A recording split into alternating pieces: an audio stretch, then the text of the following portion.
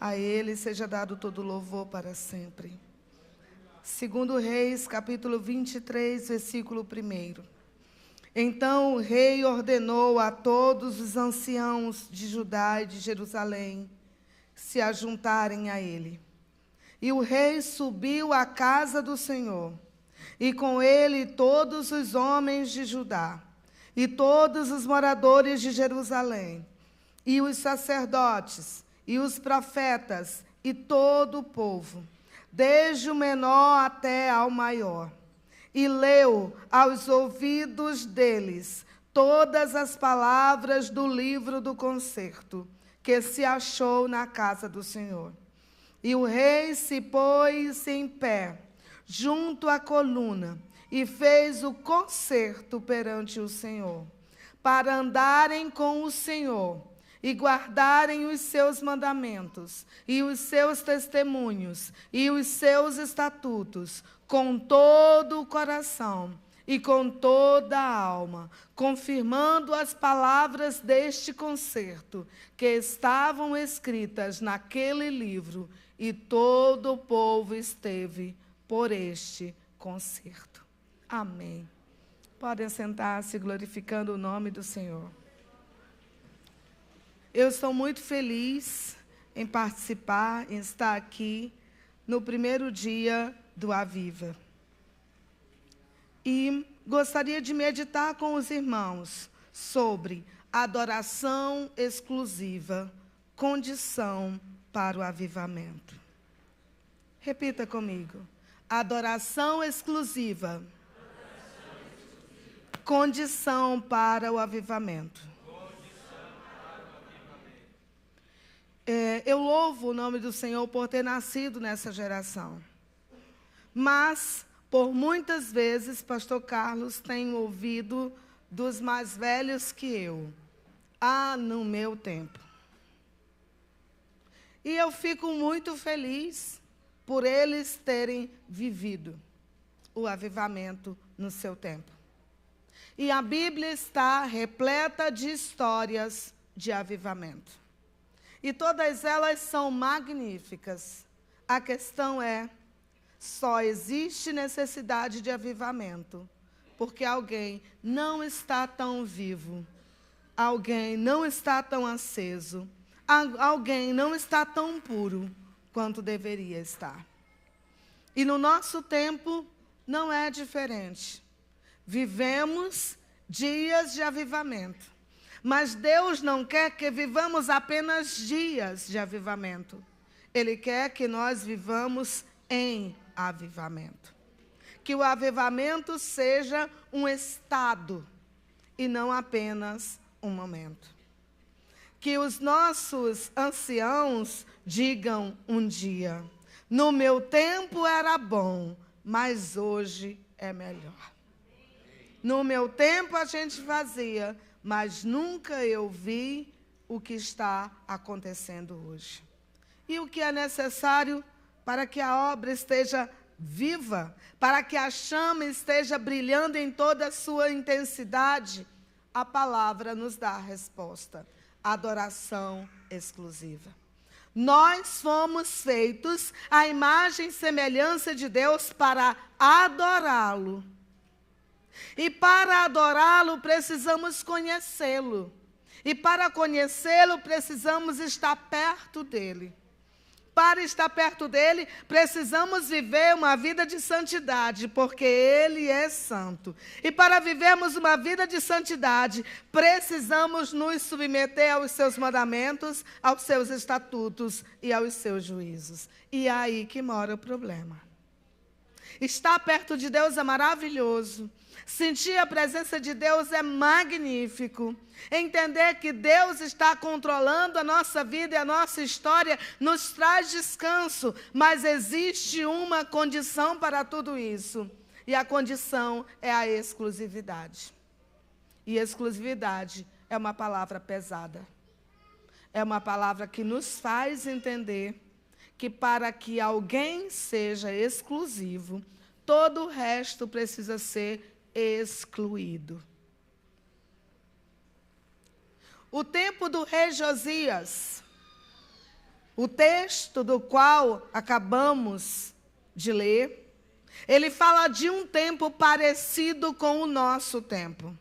Um tempo onde adorar tinha se tornado difícil. Não qualquer adoração, mas adoração exclusiva. E para que nós entendamos o texto de Josias, é necessário retroceder alguns séculos atrás. Na verdade, muitos.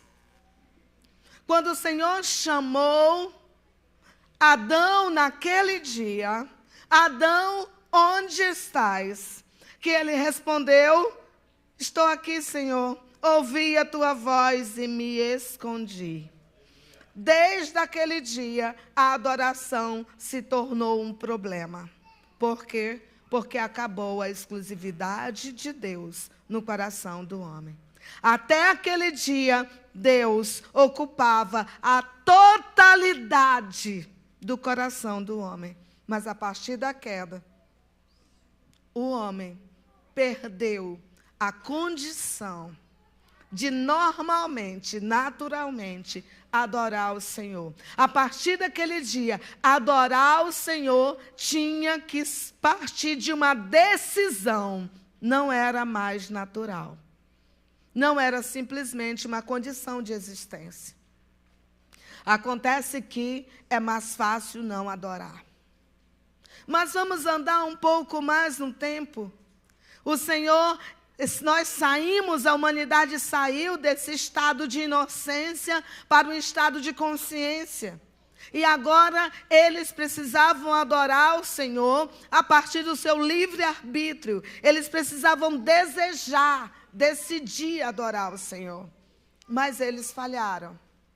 O Senhor destruiu aquela geração lá no dilúvio. Mas mesmo assim, mesmo com toda aquela tragédia, com toda aquela história, a gente vê um pouco mais além o povo construindo uma torre para não ter que se curvar a Deus. Vamos ser maiores do que ele.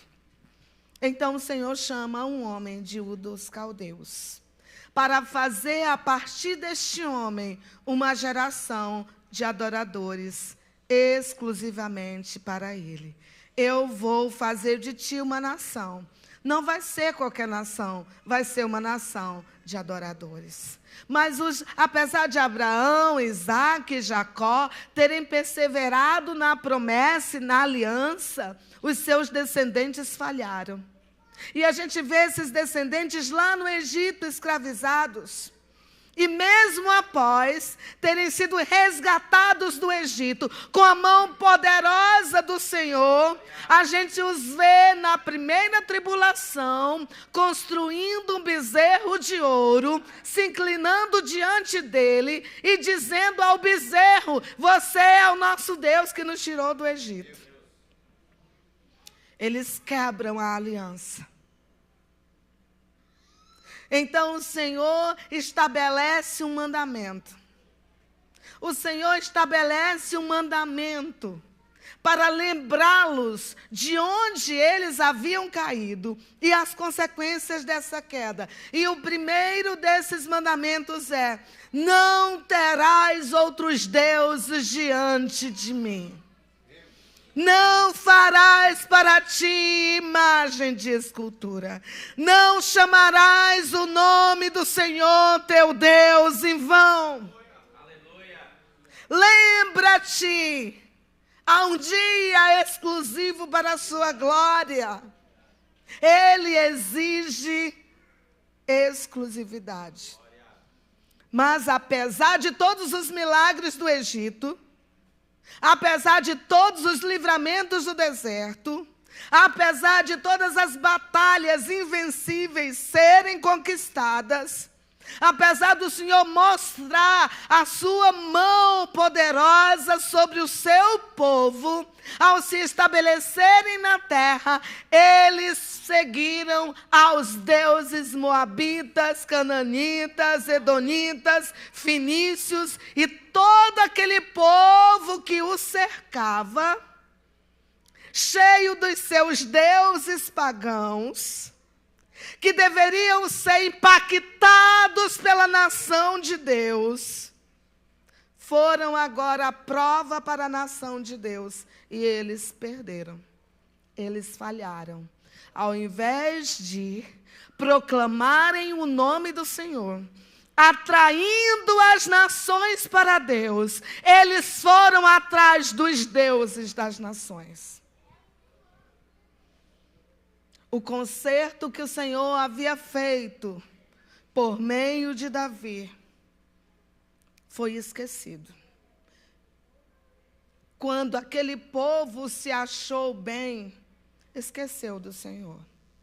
E isso não aconteceu muito tempo depois de Davi, não. Porque logo no reinado de Salomão, Salomão fez o que não era agradável aos olhos do Senhor e se casou com princesas cananitas.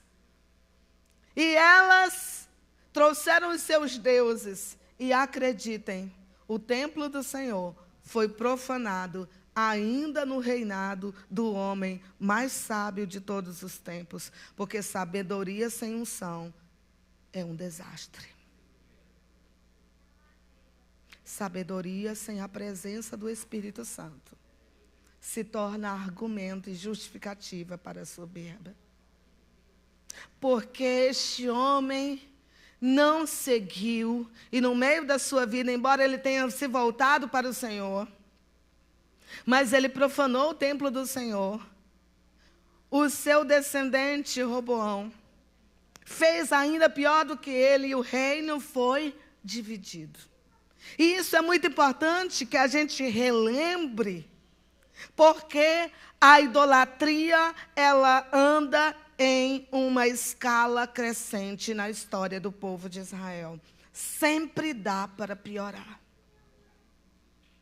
Quando Roboão não aceitou o conselho dos anciãos e prometeu castigar ainda mais, explorar ainda mais o povo, o reino se dividiu em 10 tribos e 2 tribos. E o Senhor só deixou essas 2 tribos, que se tornou depois, historicamente, o reino do sul, o reino de Judá, em memória a Davi, porque Davi foi fiel na adoração exclusiva ao Senhor. Mas, apesar do reino de Judá ter sido melhor nesse sentido do que o reino do norte, o reino de Israel, os reis de Judá viviam em uma roda gigante, ora perto de Deus, ora próximo do inferno.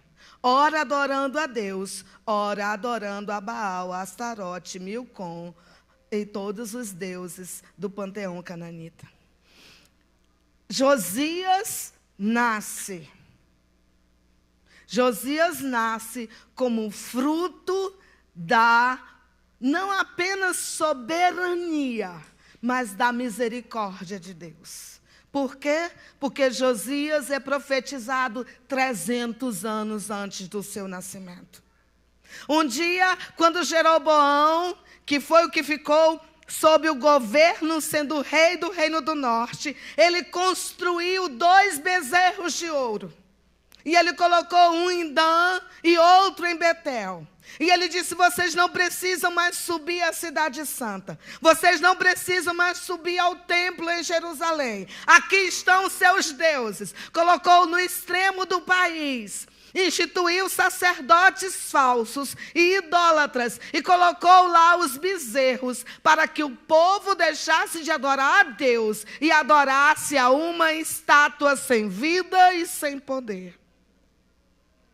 Mas Deus levantou um profeta lá em Judá. E ele saiu a Betel, enquanto Jeroboão estava acendendo incenso aos falsos deuses. E ele olhou para aquele altar e disse: altar, ó altar!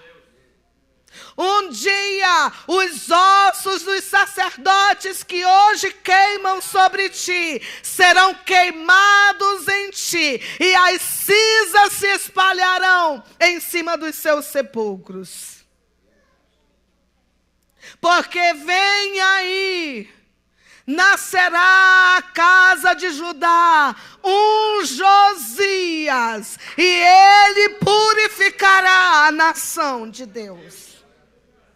Quando o rei Jeroboão ouviu isso, levantou a mão e mandou prender o profeta, mas ele ficou com a mão estendida e o altar se fendeu.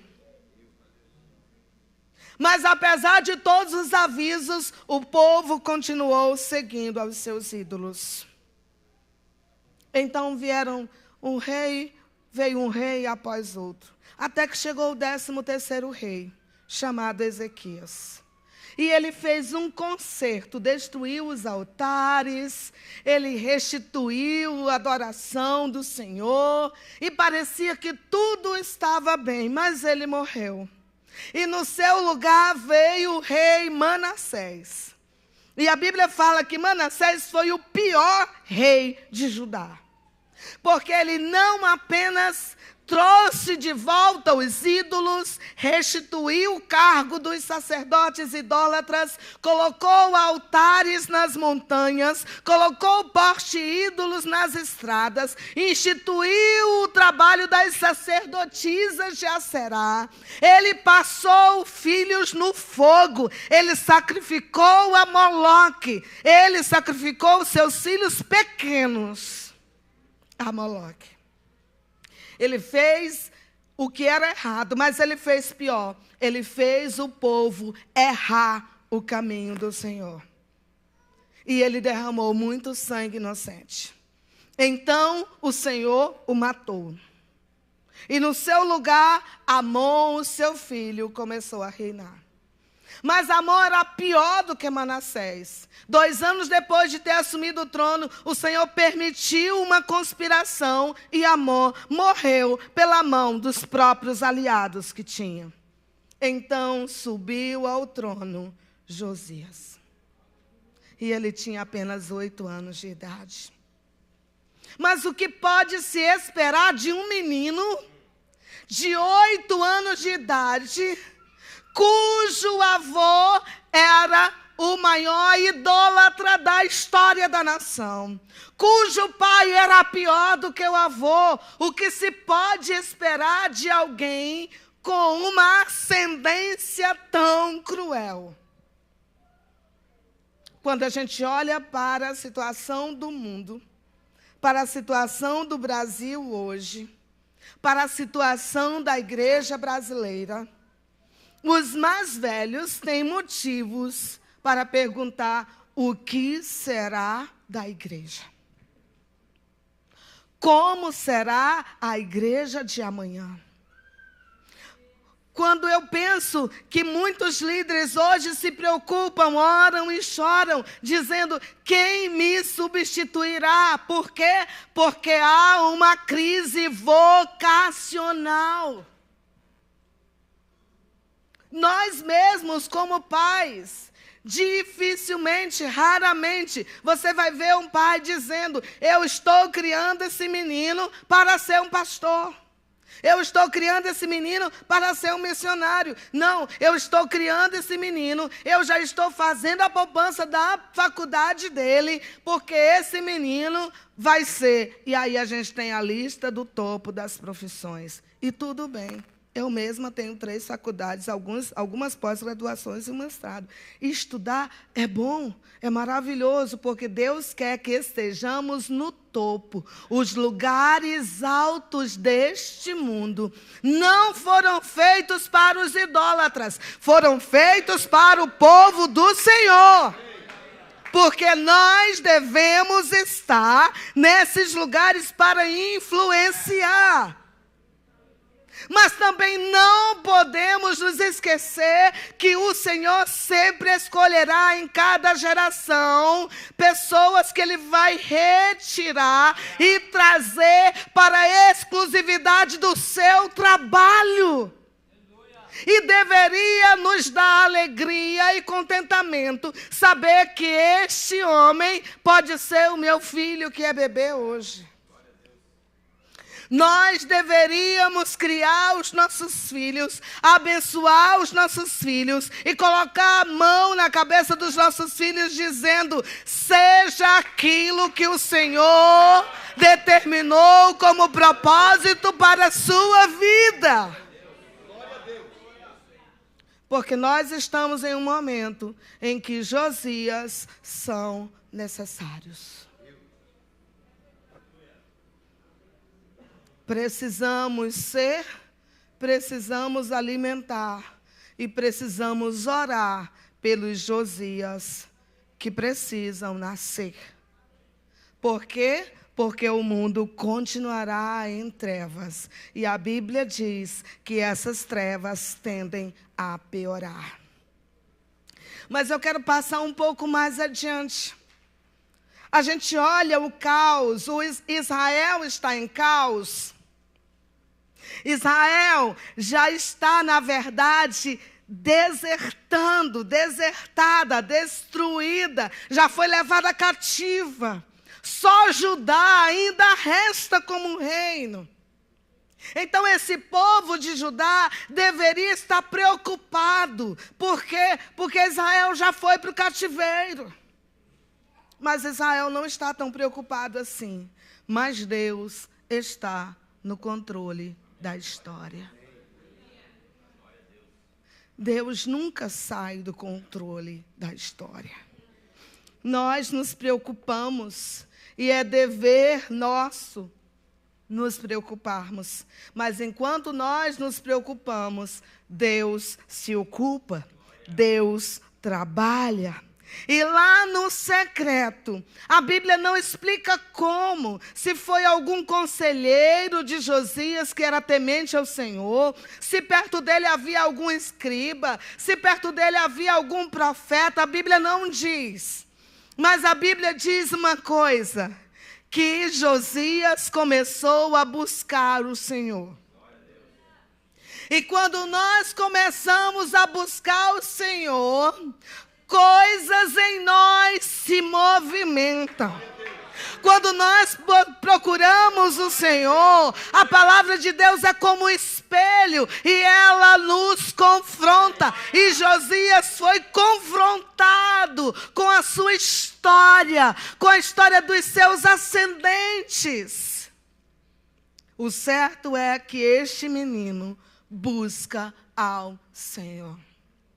E sabe o que isso me diz? Não importa como a situação esteja, não importa onde você está, não importa a história da sua família, Deus tem um propósito para você. E se você buscar a sua presença, e se você buscar a sua palavra, e se você buscar a sua santidade, e se você buscar o seu propósito, você o encontrará. E se você o encontrar, Ele pode mudar a história da tua vida, da tua família, da tua cidade, da nação, por meio da tua busca. Nós não podemos culpar o meio pela nossa frieza.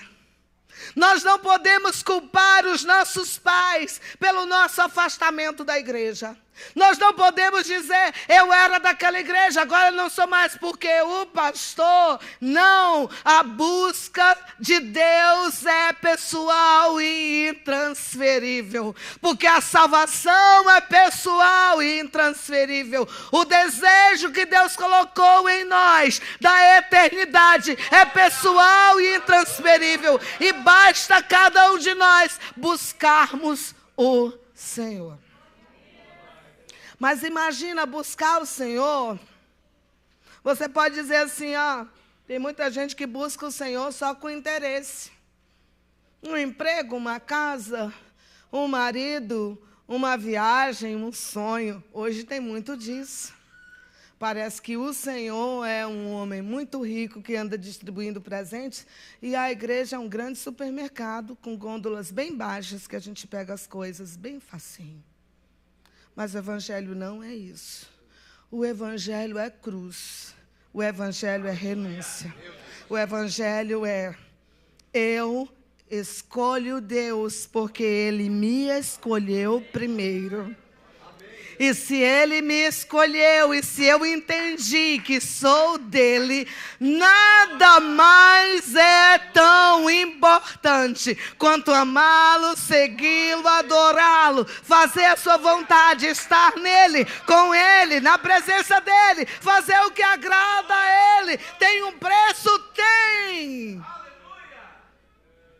A gente fica meio estranho quando busca Deus. A gente fica meio chato quando busca Deus. A gente fica meio, sabe, não quero, não vou olhar, não vou ouvir. E é natural que muitos se distanciem de você quando você começa a buscar a Deus. Alguém vai dizer assim, fulano agora só quer ser santo. E a gente tem medo desse nome santo. Não, irmã, não quero ser santo não, só estou buscando a Deus. Diga, eu quero ser santo sim. Somente vão entrar no céu os santos. São os santos que vão ouvir o tocar da última trombeta. Os santos se reunirão diante daquele que é santíssimo para adorá-lo na beleza da sua santidade. Não tenhamos vergonha de sermos santos. Essa é a razão da nossa existência. Todo salvo que é salvo persegue a santidade. Mas sabe o que aconteceu? Ele começou então a buscar o Senhor. Ele nasceu no meio terrível. Ele cresceu no meio terrível. Mas ele começou a buscar o Senhor. Ele começou a buscar o Senhor quando ele tinha 16 anos. E ele buscou ao Senhor. E naquele tempo, buscar ao Senhor não era como é hoje, que você pode buscar no escondido do seu quarto. Naquele tempo, buscar o Senhor significava ir à casa do Senhor quando ninguém ia. Sacrificar ao Senhor quando ninguém mais sacrificava. Fazer as festas litúrgicas quando ninguém mais dava atenção para elas. E ele não era qualquer pessoa, ele não estava ali por interesse, porque como rei ele tinha tudo, mas ele não tinha o que mais lhe importava, a presença de Deus, porque a presença de Deus não é de graça, ela é cara. Salvação é de graça, mas a presença custa a tua vida toda.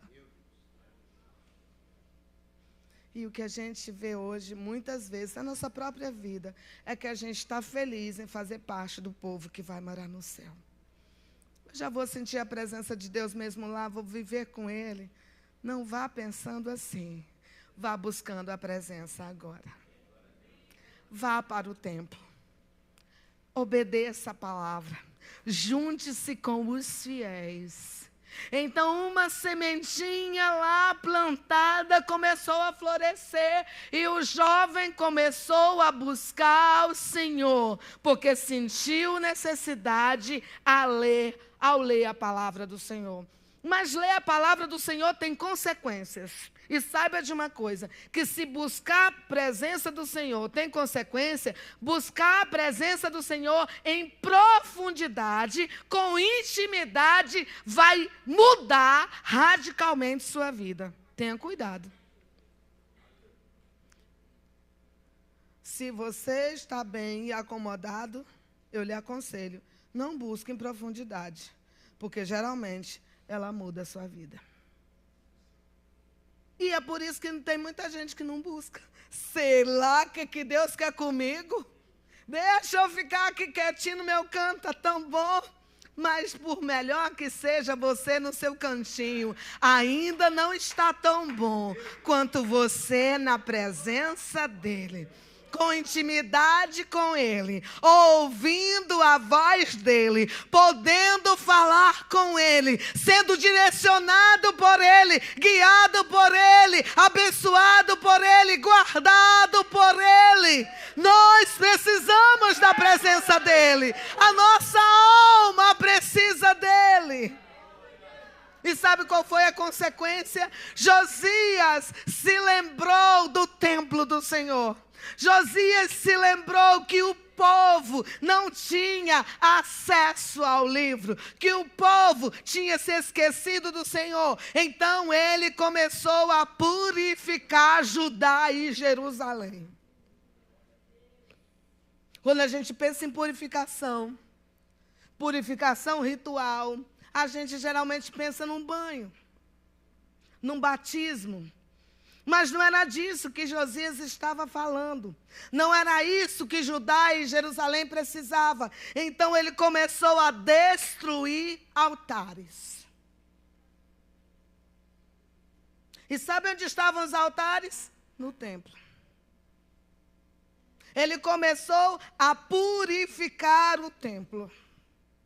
E para purificar o templo, ele expulsou sacerdotes falsos. Sacerdotes que estavam ali não para glorificar o nome do Senhor, mas estavam ali porque o templo do Senhor havia sido profanado. Ali existiam imagens, colunas, porte-ídolos, queimadores de incenso, altares que não eram para o Deus de Abraão, de Isaque e de Jacó. Ele tira então todo mundo. Ele tira todos aqueles homens e aquelas mulheres, sim, porque Baal era adorado por meio de orgias sexuais. Veja que ponto o povo chegou. Então vamos limpar o templo. E o templo foi limpado. Agora vamos quebrar os altares em Jerusalém. Jerusalém, a cidade sobre a qual o Senhor disse: porei lá o meu nome. Agora tinham outros nomes. Mas só existe um nome que merece louvor e adoração. Deus não concorre com ídolos, porque nenhum ídolo está à altura de concorrer com Deus. Ele simplesmente os esmaga. E ele usou Josias para isso. Mas o trabalho não estava ainda completado. Aos 26 anos, no 18º ano do seu reinado, Josias, então, começa a reformar o templo. E nessa reforma do templo, o livro foi achado. Quando eu conto essa história para as crianças, eu tenho que explicar como a casa de Deus se tornou tão impura ao ponto do livro de Deus está perdido. Mas sabe o que é pior? É que hoje também existem lugares que se congregam e que se chamam de lugar de adoração, mas sem o livro. Porque o livro é radical. O livro contém a lei. O livro contém os estatutos. O livro contém os juízos. E a nossa sociedade não quer mais o livro. Vamos reformar o livro? Vamos atualizar o livro? Quanta gente tem por aí achando que está servindo a Deus, mas o livro já foi perdido. Mas diga assim para o seu coração nesta noite: comigo não. Eu amo o livro. Há muito tempo eu achei o livro e o livro mudou a minha vida. Não abra mão da comunhão com o livro. Não existe avivamento sem palavra. Não existe avivamento sem obediência. Não existe avivamento sem quebrantamento. Não existe quebrantamento sem arrependimento, sem culpa, sem dor, sem choro, sem lágrima. E é o livro quem nos diz quem somos, quem é Deus e como é que Ele quer que nós sejamos. O livro foi achado. E Uquias, o sacerdote, achou o livro.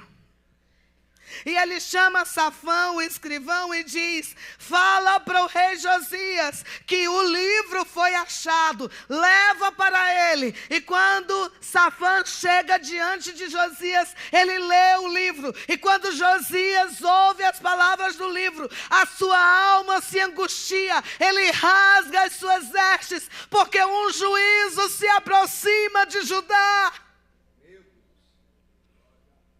Ele chora amargamente e diz: procurai o Senhor em meu lugar. Então Ilquias, Safã e alguns outros sacerdotes se dirigem à profetisa Hulda. E quando ela ouve o relato, o Senhor se apodera daquela mulher e ela manda um recado extraordinário para o rei: o julgamento vem aí e não tardará. O Senhor não se esqueceu dos dias em que Judá seguiu atrás de outros deuses. Jeová não se esqueceu das vezes que o Judá se prostituiu diante de Baal e Aserá. Jeová não deixará impune homens e mulheres que afrontaram a sua santidade. Vem aí um castigo, ele é grande e é fatal, mas diga para o rei Josias: durante o seu reinado haverá paz, haverá prosperidade, porque ele amou a casa do Senhor, ele chorou e se arrependeu e rasgou as suas vestes. O Senhor lhe concederá paz durante todos os dias da sua vida. Parecia que estava tudo resolvido, não era?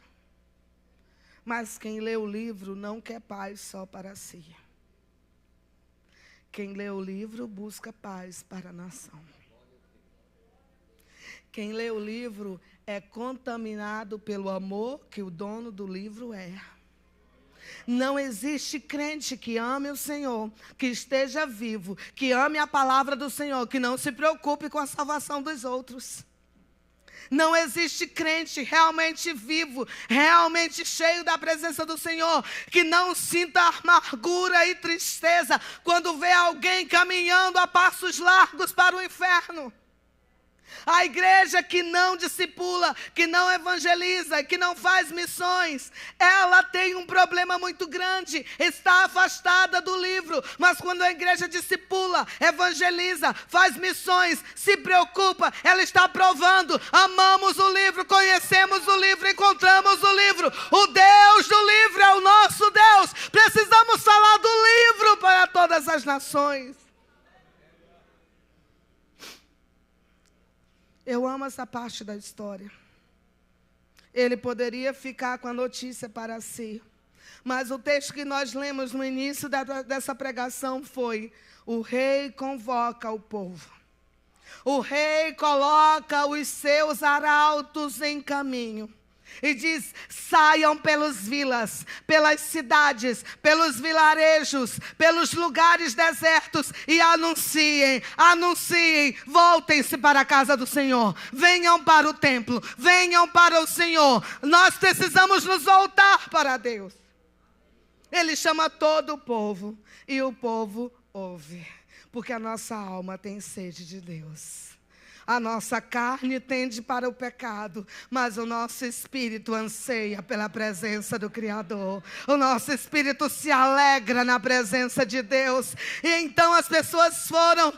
Josias se levantou e ficou perto da coluna e começou a ler as palavras do livro.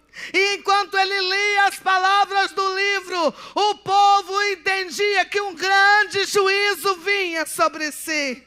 Mas o Espírito também, que está na palavra, que é a palavra, começou a trabalhar no coração do povo. Então, quando Josias termina a leitura, ele faz um desafio. Qual é o desafio? Vamos nos consertar diante de nosso Deus. Vamos deixar os ídolos para trás. Vamos deixar as velhas práticas para trás, porque só existe um Deus digno de louvor e adoração. E nós estamos na presença dele, com o livro dele, no templo dele. E a Bíblia diz que houve um grande quebrantamento.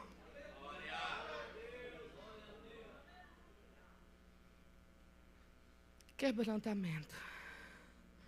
Quebrantamento exige renúncia de quem eu sou, renúncia do que eu acredito, renúncia do que eu falei, renúncia do que eu quero que as pessoas vejam em mim.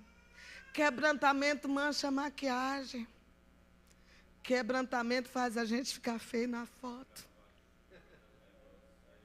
Porque quebrantamento nos rompe, quebra as cadeias das trevas, nos faz ajoelhar, a gente nem sabe que horas que caiu no chão, que horas que o nosso rosto ficou no pó, porque o quebrantamento é como uma bomba que se explode dentro de nós, e a gente nem sabe ao certo quem é, só sabe de uma coisa: ou muda ou morre. É tempo de quebrantamento. É tempo de conserto. É tempo de exclusividade na adoração. É tempo de dizer para ele: tu és o único Deus. E eu sou teu servo, tua serva. O teu livro é a minha única lei. A tua palavra é que interessa para mim. O que o Senhor diz é ordem para a minha vida. Eu não estou aqui para discutir a tua vontade. Eu estou aqui para aceitar a tua vontade.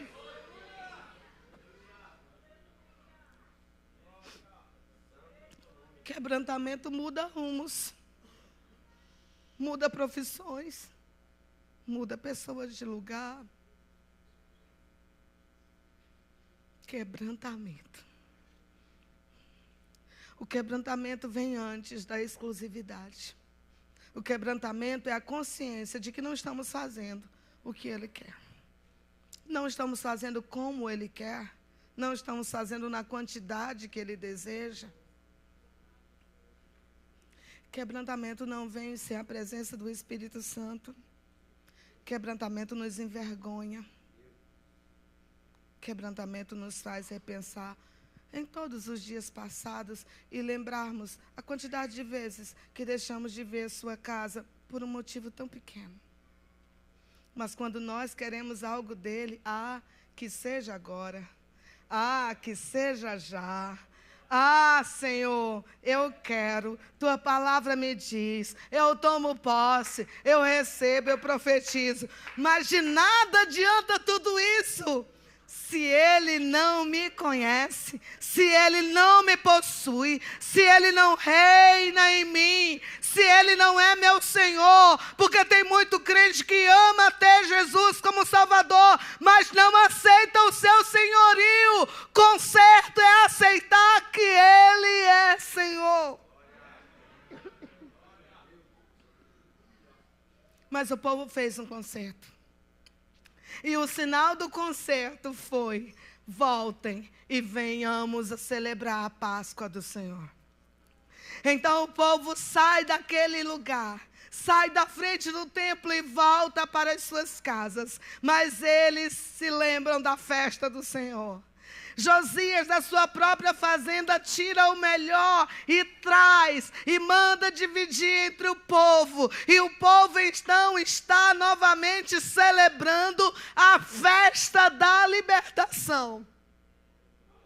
O povo está novamente celebrando o dia da vitória do seu Deus, não apenas contra Faraó, mas contra o mundo estabelecido. E o que nós temos que perguntar a cada um de nós, ao nosso coração nesta noite é: onde eu estou nessa história? Eu sou dos remanescentes que continuam adorando ao Senhor em espírito e em verdade, em exclusividade. Sim, porque Deus não compete com ninguém. O lugar primeiro é dele. Pode até ser que você tenha colocado outra coisa no lugar, mas o primeiro lugar pertence a Deus. Ele é o Senhor. Ele é o Senhor. E fora dele não há Salvador. Não há outro nome, não há outro caminho, não há outra verdade, não há outra possibilidade. Exclusividade no nosso coração. O Senhor permitiu que aquele homem vivesse por mais 13 anos. E ele morreu numa batalha, mas ele morreu em paz, com a nação em paz. Mas não demorou muito tempo. Apenas algumas décadas depois, o reino de Judá caiu, porque só obedeceu ao Senhor enquanto Josias foi vivo. Mas essa não é a nossa história. Essa não é a história de Criciúma, da Assembleia de Deus de Criciúma. Essa não é a história de Minas do Mato. Sabe qual é a nossa história? De um povo que perseverou, e eu quero lhe pedir que fique de pé. De um povo que não esqueceu o livro. De um povo que não esqueceu o templo. De um povo que não esqueceu que a adoração é exclusiva. Eu quero convidar as cantoras para cantarem adoração exclusiva com a gente. Minha adoração exclusiva é. Nessa noite, nessa primeira noite do Aviva, talvez você estivesse aqui precisando e sonhando e querendo uma mensagem que já te colocasse de pé e que você pulasse e saltasse. Mas nunca é assim que começa o avivamento. O avivamento sempre vai começar com quebrantamento. E o quebrantamento só existe quando existe confronto. E sabe por que Deus confronta a sua noiva? Porque Ele quer encontrar a sua noiva com roupas brancas. Ele quer encontrar a sua noiva pura, adornada, perfeita, de pé, esperando pela sua vinda. Nós já fomos limpados pela palavra do Senhor. Nós já fomos transformados pelo efeito da sua palavra. A sua palavra é espírito e é vida. A sua palavra é tudo o que precisamos para sobreviver às tentações do mundo. Estarmos de pé diante dele naquele grande dia e sermos chamados para o lado dos fiéis, o lado daqueles que ouviram a palavra, não modificaram, não reduziram a palavra a filosofia, a cultura, a costumes, a entretenimento, mas se mantiveram fiéis a ela. Ela é radical, ela é difícil, ela exige renúncia, mas ela é vida. E os crentes só são vivos, vivificados quando estão na palavra, quando obedecem a palavra, quando leem a palavra, quando amam a palavra, quando dizem para a palavra: vem Espírito de Deus, vem palavra divina, confronta a minha vida, muda a minha vida, adequa a minha vida à tua forma. Não deixe que eu viva na forma do mundo. A palavra de Deus que foi dita a Israel é a mesma dita à igreja nesta noite. Santifiquem-se na verdade. A tua palavra é a verdade. Está na hora de dizermos para as pessoas que querem mudar a Bíblia que nós amamos a palavra como é. Nós aceitamos o que ela diz. Nós desejamos o que a palavra anuncia.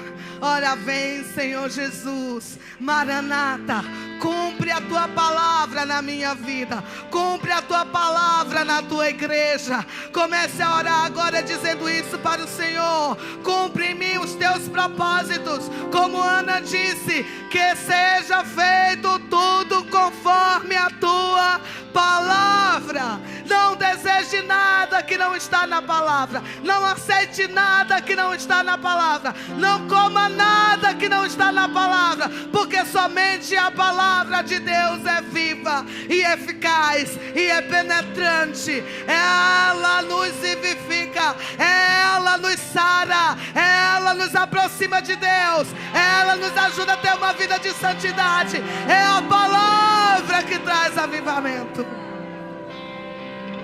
Levante sua mão comigo e glorifique ao Deus dos céus pela sua palavra. Agradeça porque a palavra chegou até nós. Agradeça porque a palavra quebrou as resistências da nossa alma, quebrou as resistências da nossa cultura, quebrou as resistências do nosso mundo interior e nos prostrou diante do Santíssimo. Foi a palavra e continuará sendo a palavra que nos manterá vivos até aquele dia. E será a palavra cumprida naquele dia, porque ele diz: eis que cedo venho, eis que cedo venho. A palavra do Senhor, eis que cedo venho. Não deixe a palavra guardada, use a palavra, memorize a palavra, ministre a palavra, ouça a palavra, obedeça a palavra, para que a palavra se cumpra cabalmente na sua vida. Para que a palavra ache você santo. Então comece a cantar agora. Exclusiva é a minha adoração. Comece a louvar o nome do Senhor por tudo que Ele tem feito. E comece a declarar que você aceita a palavra para a sua vida. Senhor, os teus propósitos são perfeitos. A tua palavra é perfeita, a tua lei é perfeita. Eu aceito a tua palavra. Deus rodeado de glória, és adorado 24 horas. Os serafins cantam, tu és santo, santo, incansavelmente santo, santo. E eu, um homem tão falho, de ímpios lábios, que o Deus tão grande assim vive de importante em mim. Então me toca com essas brasas do altar e me transforma, vem me purificar. Então me toca com essas brasas do altar e me transforma, vem me purificar. Eis-me aqui, Aleluia. estou disponível, então usa-me. Me fiz exclusivo só pra te servir, meu Deus, envia-me.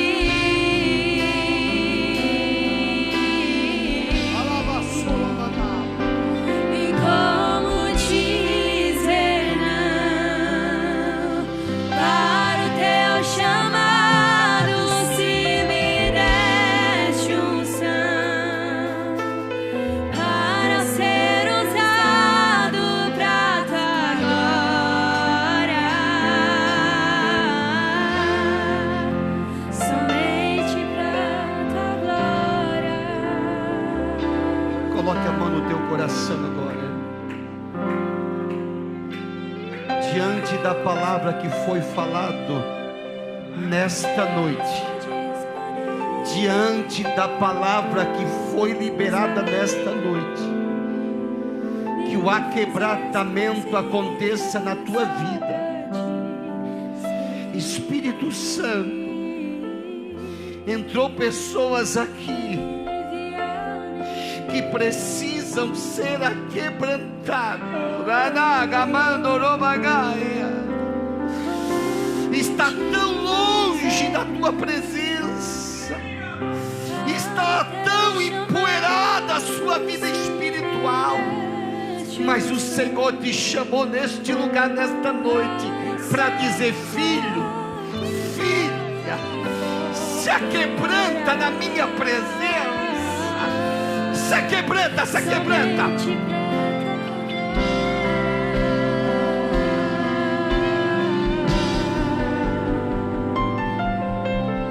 Eis-me aqui, estou disponível. Já estou vendo gente se quebrantando aqui nesta noite.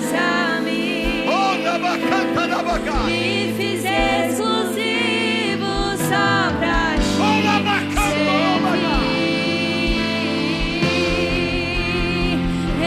Envia-me.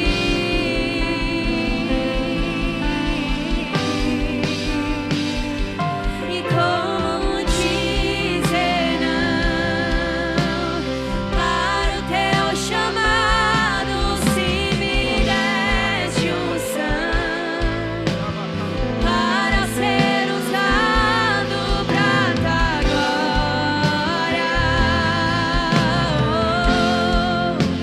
somente pra tua glória.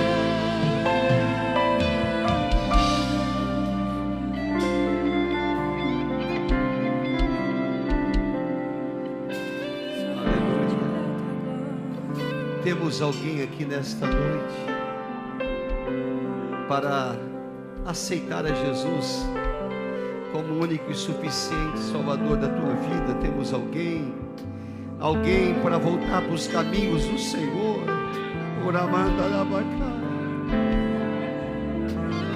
Aleluia, aleluia, aleluia.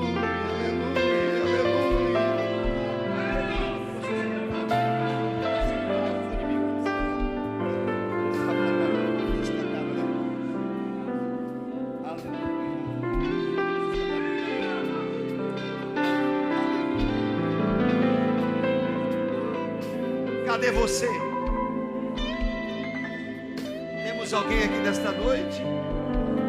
Aleluia, aleluia. Mais perto que ele está. Aleluia. Mais perto eu quero estar.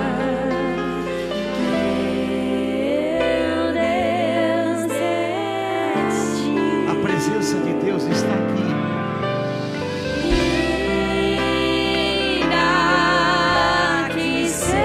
Cadê você?